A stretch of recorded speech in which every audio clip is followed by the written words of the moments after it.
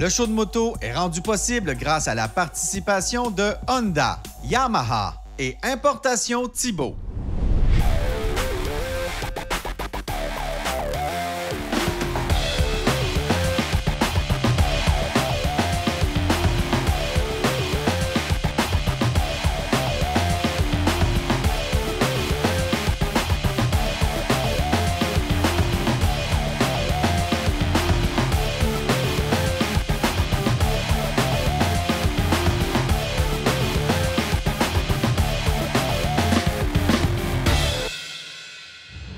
Bonjour tout le monde, bienvenue au show de moto. Il fait beau, il fait chaud, c'est le temps de rouler. Cette semaine à l'émission, on vous a concocté un melting pot d'un peu toutes sortes de choses. On vous présente la Honda Transalp, une nouvelle moto chez Honda. Pour les amateurs de vitesse pure ou de belles motos italiennes, on a la MV Agusta F3 RR que j'ai eu la chance d'essayer. On a aussi fait la rencontre de tripeux de mini-moto au mini-jam. Et ensuite, on est allé voir d'autres tripeux, mais de moto aventure avec la classique Ride Aventure qu'on vous présente tout de suite. La classique Ride Aventure, c'est un des plus gros événements de moto double usage au Canada. Alors, on ne pouvait pas ne pas venir voir les gens et leur demander pourquoi ils participent à un événement de fou comme ça. Clément, tu es bénévole encore cette année. Ça fait combien de temps que tu es bénévole? Ah, ça doit faire 5-6 ans. 5-6 ans? Ouais. Pourquoi tu fais ça? Bien, pour tout le monde. Pour tout le monde. Ah, hey, non, mais le don de soi, Ben non, mais c'est pour le monde, c'est pour que ça soit le fun. c'est le fun. Tu sais, que ça soit un beau rassemblement, que ça soit agréable. La classique, c'est un événement qui est 100% bénévole. Ça fait depuis 2007 que ça existe. En ce moment, l'événement souscrit l'aide à peu près une centaine de bénévoles à chaque fois. Donc, c'est vraiment un effort de communauté. Le premier qu'on l'a fait, c'était peut-être 100 personnes. C'était très organique, là. C'était des chums, une coupe de route. Puis on a commencé année après année à faire un petit plus, puisqu'on tripait sur l'événement, on aimait l'événement. Une couple d'années après, bien, on se dit, on va faire ça sur 3 jours, on va faire du camping. Puis je vous dirais que c'est vraiment quand on a commencé à faire le camping que l'événement il a vraiment évolué, là. Vous pouvez voir, là, on a plein de constructeurs, des Demo Rides, il y a Honda Canada, Harley-Davidson, BMW, KTM Canada qui sont là. Puis la classique, en fait, c'est qu'en réunissant tous ces gens-là ensemble, tous ces constructeurs-là ensemble, ça fait vraiment un événement unique au Canada. Aujourd'hui, c'est une grosse journée parce que Honda Canada est commanditaire de la classique depuis 2019. Mais aujourd'hui, cette année, en 2024, on est le commanditaire officiel pour tout le week-end. En fait, c'est une première depuis un petit bout de temps pour nous d'avoir des démo rides. Ça permet de l'essayer, ça permet de comparer avec ce que tu as déjà essayé comme autre modèle. Ça permet de faire un choix éclairé parce qu'on est capable d'avoir les spécifications, mais il n'y a rien comme un essai. Puis depuis ce matin, c'est plein.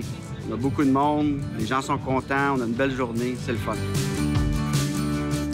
Juste en camping, en fin de semaine, on a frisé à peu près 350 campeurs, qui est déjà beaucoup, parce que c'est pas un terrain de camping comme tel, donc c'est vraiment un site municipal. On est sur le site de l'Arena, puis il y a la foire agricole ici à La Chute en fin de semaine.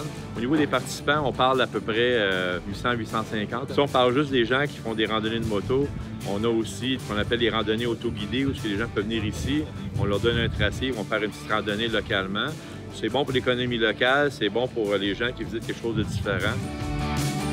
La clientèle de la classique, ça vient beaucoup de l'extérieur également. On a des gens des États-Unis, il y a des gens du Vermont, du Maryland, de la Virginie, beaucoup de l'Ontario. Et surtout, tout ce qui est à l'est du Québec, là, il y a une délégation du Saguenay, Saguenay-Lac-Saint-Jean qui sont venus. Il y a une délégation du canton de l'Est. Il y a vraiment du monde de partout qui viennent ici.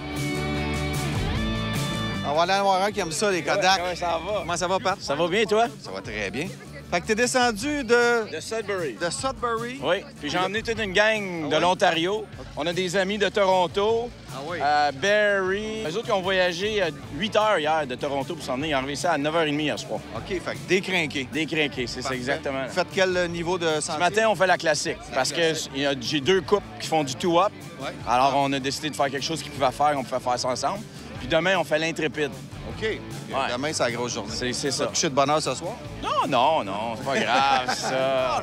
Non. On dormira Lundi, c'est congé. Bonne journée. Merci. On prend des photos, des vieux chums. Une vedette qui photographie une autre vedette. T'es-tu venu avec ta blonde aujourd'hui? Oui, monsieur. Vous allez faire tout up? Tout up, puis on va guider un groupe tout up. Ça fait combien d'années que vous le faites? C'est la deuxième fois. Par contre, ça fait longtemps que je fais la classique. Je l'ai surtout faite en extrême. Il n'y en a pas cette année. Oui. Mais ça me fait plaisir de guider un groupe avec la classique. Ça fait combien d'années que t'as fait? Ça fait 10 ans. 10 ans que t'as fait? À peu près. T'en fais toute l'année aussi, c'est comme ton début de saison. C'est mon début de saison. C'est la gang de druides qui se retrouve à chaque année. Je me retrouve avec mon espèce. Il n'y a personne qui nous comprend, mais ici... C'est vrai qu'on se comprend un peu plus. Je me sens, c'est ma tribu. Là. Merci. Bonne ride. Soyez prudents. Merci. Faites quel niveau? Niveau 3, la classique plus. Puis c'est suffisant. Je vais être comblé. Ouais, vous allez vous réchauffer. C'est bon. C'est bon. Merci. Salut. Ne bougez pas. Après la pause, on vous présente une moto qui exigera de vous d'être raisonnable, la MV Agusta F3 RR.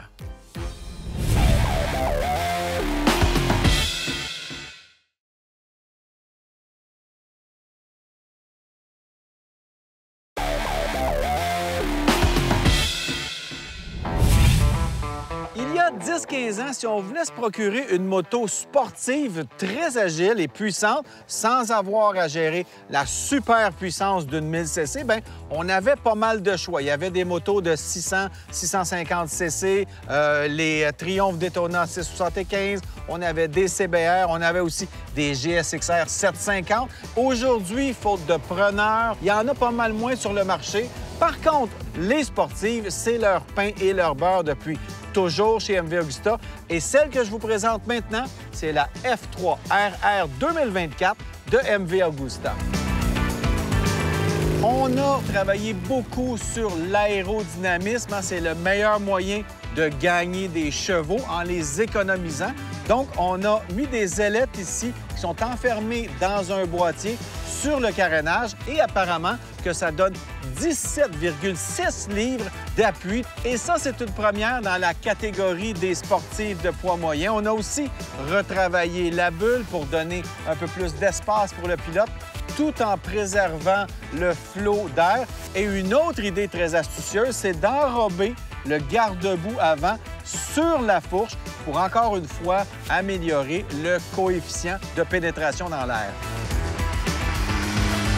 Ce qui est moins évident, c'est la roue arrière allégée de 10 qui, selon MV Agusta, réduit l'inertie de 7 Il existe de nouveaux repose-pieds usinés CNC et un nouveau siège avec une surface plus adhérente. Le moteur tricylindre de 798 cc d'origine livre 147 chevaux à 13 000 tours minute et 64,9 livres-pieds de couple à 10 100 tours minute, malgré le respect de la stricte réglementation Euro 5. C'est pas mal impressionnant. Les disques avant impressionnants de 320 mm et leurs étriers radio Brembo monobloc à 4 pistons restent les mêmes que les autres versions, mais l'électronique contrôlant l'ABS a été améliorée pour fonctionner dans les virages et en inclinaison. L'ajout de l'ABS en virage la met à égalité avec ses compatriotes italiennes chez Ducati. Évidemment, c'est une sportive, on veut de la performance et on a bien sûr installé le Quick Shifter qui est vraiment un des meilleurs que j'ai jamais essayé. Les vitesses changent rapidement, c'est vif, c'est fluide, ça permet de maintenir la poignée des gaz dans le fond et là, on entend hurler le moteur et heureusement que le Quick Shifter fonctionne dans les deux sens parce qu'il faut se parler, il faut redescendre les vitesses parce que sinon, ça marche quand même pas mal. Donc, vraiment une belle moto qu'on aime rouler, qu'on aime exposer aussi parce qu'elle fait tourner les têtes pour les gens qui aiment ce genre de moto. Pour un peu plus de 30 000 la RR est livrée avec une suspension entièrement réglable avec un amortisseur Satch à l'arrière et une fourche Marzocchi inversée de 43 mm à l'avant. Cette configuration fonctionne bien et est même indulgente en conduite normale. On n'a pas l'impression d'être sur une moto de course rigide. Mais la limite vient vite quand on aborde des routes caouteuses et là, ça brasse un peu plus. Mais sur une chaussée normale, la suspension de qualité et les pneus Pirelli Diablo Rosso Corsa 2 sont prêts pour la piste et semblent même nous encourager à rouler plus fort et plus vite tout le temps.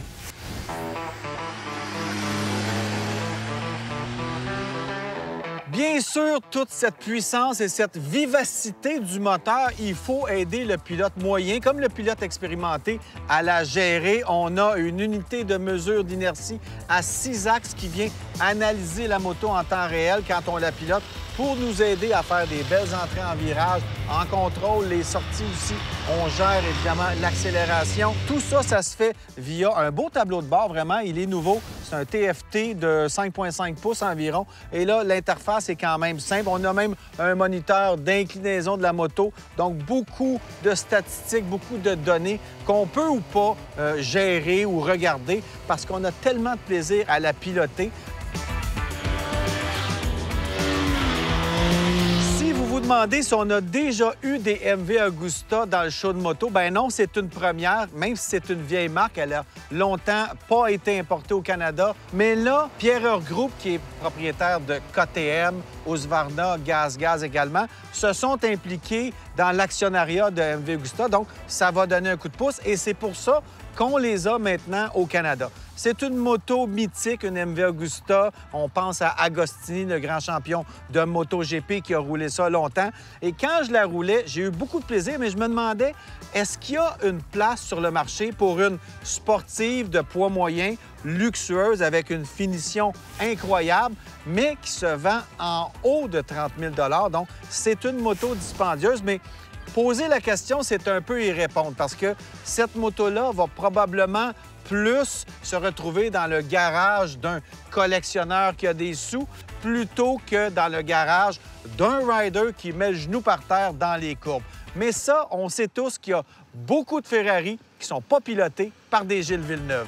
Alors voilà, c'est la MV Agusta F3 RR 2024.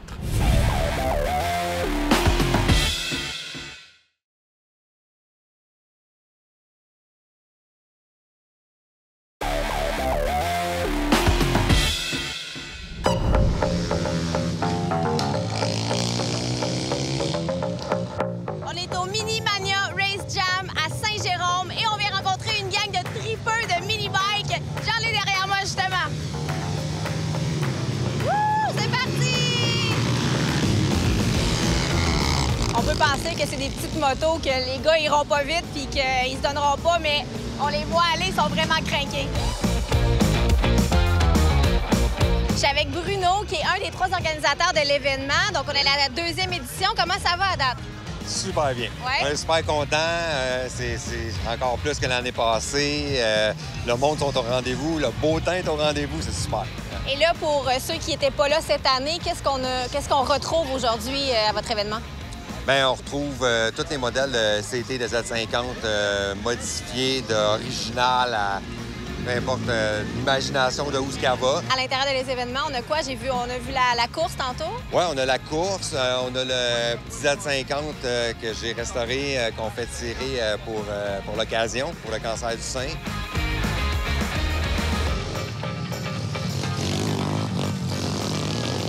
J'ai le gagnant de la course de mini-moto et 3e position, c'est ça, père-fils? Oui, exact. Félicitations, les gars. Merci beaucoup, merci. Vous avez fait la course avec quoi?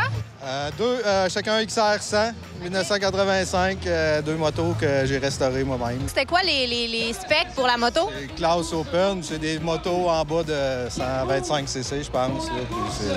C'est vraiment amical, là, rien de sérieux. Un énorme merci, puis félicitations. J'étais avec Yvan Bélanger, un vrai passionné de mini-moto. On en a quelques-unes derrière nous. Avez-vous un coup de cœur que vous aimeriez nous présenter? Bien, mon coup de cœur, c'est sûr, c'est Badass qui est là. C'est un 150 modifié. Vous faites vraiment tout, là. Tout de A à Z. La soudure, je suis pas encore dessus ça. J'ai un machiniste pour certains trucs. Mais les moteurs, je commence à pas mal les trafiquer. Les puristes, c'est sûr, ils ont moins l'œil sur ces motos-là qui sont modifiées. On les appelle les Frankenstein. C'est tous des gros moteurs. Donc, quand vous les modifiez plus et vous augmentez la motorisation, c'est Frankenstein. Sinon, c'est puriste. Puriste, ça devient le traditionnel 70 cc. Parce que c'est ça, 70 cc à 150 cc. Il y a une différence.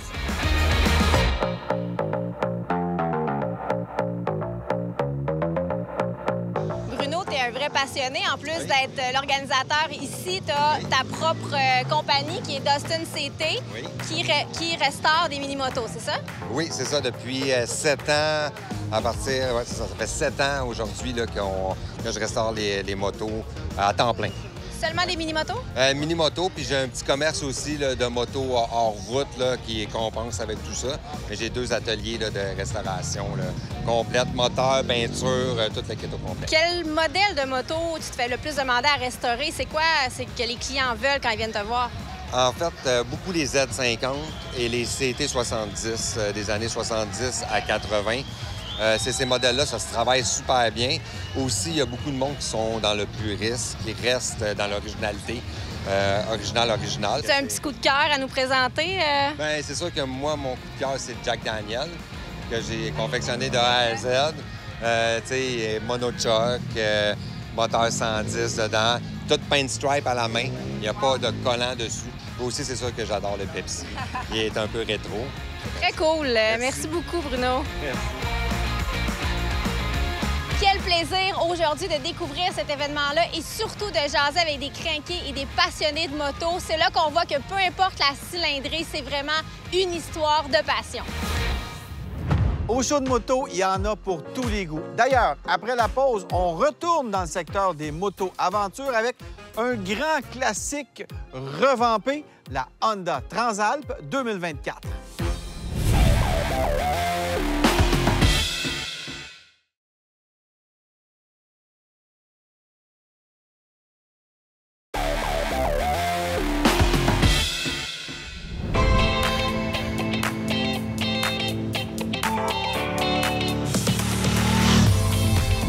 Aujourd'hui, le monde des motos aventurières est le plus populaire sur le marché. Juste dans les motos aventurières de poids moyen, donc de 700 à 1000 cc, le marché a quadruplé depuis 2018. Chez Honda, on avait un trou dans la gamme avec les CB500X d'un côté et ensuite, ça allait jusqu'au Africa Twin, donc des motos beaucoup plus grosses. Qu'est-ce qu'on a fait? On a regardé dans notre catalogue du passé et on a retrouvé une Transalp, une moto qui a été populaire, je dirais même légendaire en Europe, mais qui n'était pas distribuée en Amérique du Nord depuis plus de 34 ans. Eh bien, la voici, la voilà, la Transalp 2024 de Honda.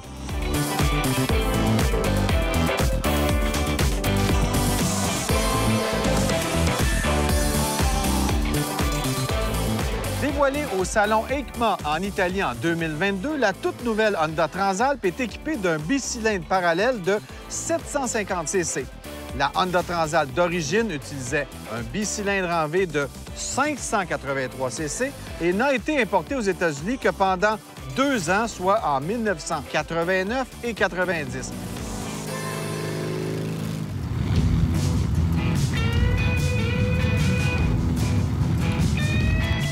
C'est une moto qui est plaisante à mettre sur l'angle, hein? On est assez haut quand même sur la route. Donc, pour cette nouvelle version de la Transalp, Honda a visé d'avoir une moto 50-50. Donc, c'est pas une aventurière extrême comme une KTM 890 Adventure. Non, c'est une moto qui va être confortable un peu partout. Elle est bien équipée quand même pour faire du hors-route avec une roue de 21 pouces à l'avant, 18 à l'arrière, des suspensions avec un long débattement, un beau carénage. On peut évidemment désactiver l'ABS sur la roue arrière, mais ça reste une moto qu'il ne faut pas trop brasser. C'est une moto polyvalente qui va être à l'aise en tourisme seul ou à deux parce qu'on peut l'équiper. Il y a un paquet d'accessoires qui sont disponibles chez Honda pour la Transalp. On voit d'ailleurs, juste avec le catalogue qui est sorti en même temps, qu'on a des gros projets pour cette Transalp-là. À mon avis, elle va être longtemps dans la gamme ici en Amérique du Nord. Honda affirme qu'elle produit 83 chevaux à 8500 tours minute, ce qui la rend compétitive dans la catégorie contre le V-Strom 800 DE chez Suzuki, le Ténéré 700 de Yamaha et même le Touareg 660 d'Aprilia. Le moteur est très plaisant. Je vous dirais qu'il est polyvalent. La plupart des gens vont l'apprécier. Il est puissant sans l'être trop. Donc, c'est une moto qui est le fun à partir de 4000 tours minute où là, on a un petit peu plus de jus. Et la zone vraiment plaisante, c'est entre 6 et 10 000 tours où là, la moto devient un peu plus vive, un peu plus nerveuse, un peu plus allumée, quoi. Et si on s'en va dans les sentiers ou plutôt dans les routes de gravel, bien, on a une belle position de conduite avec un beau dégagement pour les jambes au niveau du réservoir. Le guidon est bien positionné. On se sent vraiment comme sur une moto de rallye dont elle s'inspire d'ailleurs. Et là, la puissance aussi est bien plaisante. Donc, ça permet à la moyenne des ours de se sentir un peu comme un vrai pilote de rallye l'espace de quelques secondes. Le petit pare-brise est un petit peu limite à mon goût. J'aurais aimé avoir un peu plus de protection au vent, mais le tableau de bord est super bien placé. On le voit très bien, c'est clair, c'est net. Il faut dire qu'il y a beaucoup de paramètres avec lesquels on peut jouer sur cette moto. Donc, il faut s'arrêter, peut-être lire le mode d'emploi parce qu'il y a plus d'un tour dans son sac, le Transalp. On a un cadre en acier avec des tubes diagonales de 2,6 mm et des supports de moteur conçus pour améliorer la stabilité et les sensations tout en réduisant le poids. La suspension arrière ProLink est dotée d'un amortisseur Showa robuste, réglable en précharge avec un débattement de 7,5 pouces. La fourche inversée Showa à précharge réglable de 43 mm offre, elle, 7,9 pouces de débattement avec un amortissement de compression logé dans le tube gauche et le circuit de rebond à droite. Côté poids et dimension, il n'y a pas grand-chose à dire. On est dans les standards de la catégorie. Elle n'est pas tellement plus lourde ni plus légère que ses compétitrices. Mais ce qui est le fun, c'est la direction sur cette moto-là. Ça m'a impressionné de voir à quel point la direction est précise, autant en mode hors route que sur route à haute vitesse. On a vraiment une moto qui est plantée sur la route et qui va exactement là où on veut la diriger. Donc, ça, c'est un bon point. Et évidemment, on est dans une moto aventurière et qui dit aventurière dit technologie embarquée. Il y en a plein là-dessus. Elle offre du confort. On peut l'accessoiriser. Il y a un catalogue complet pour en faire la moto de nos rêves. Et tout ça avec de l'électronique, une belle finition, la fiabilité Honda, on ne peut pas passer à côté de ça. Alors, ça fait une moto polyvalente à un prix accessible. Et ça, dans le domaine des motos d'aventure, il n'y en a pas tant que ça, des motos qui sont accessibles financièrement à peu près tout le monde. Alors voilà, moi, je l'ai bien aimée. C'est une belle moto plaisante et elle s'appelle la Honda Transalp 2024. Voilà, c'est tout pour le show de moto cette semaine. J'espère vraiment que ça vous a plu. Nous, on tripe moto encore aussi fort, même après 16 ans. On capote sur la moto. J'espère que vous le sentez à la maison. Écrivez-nous sur Facebook. Si vous avez manqué des émissions, sachez qu'on est aussi sur YouTube. On est facile à trouver. Dans les prochaines semaines, on a encore des essais comme la Harley-Davidson Pan America CVO 2024 et toutes sortes d'autres motos. Alors voilà, c'est tout pour cette semaine. Soyez prudents sur les routes et on se revoit la semaine prochaine au show de moto.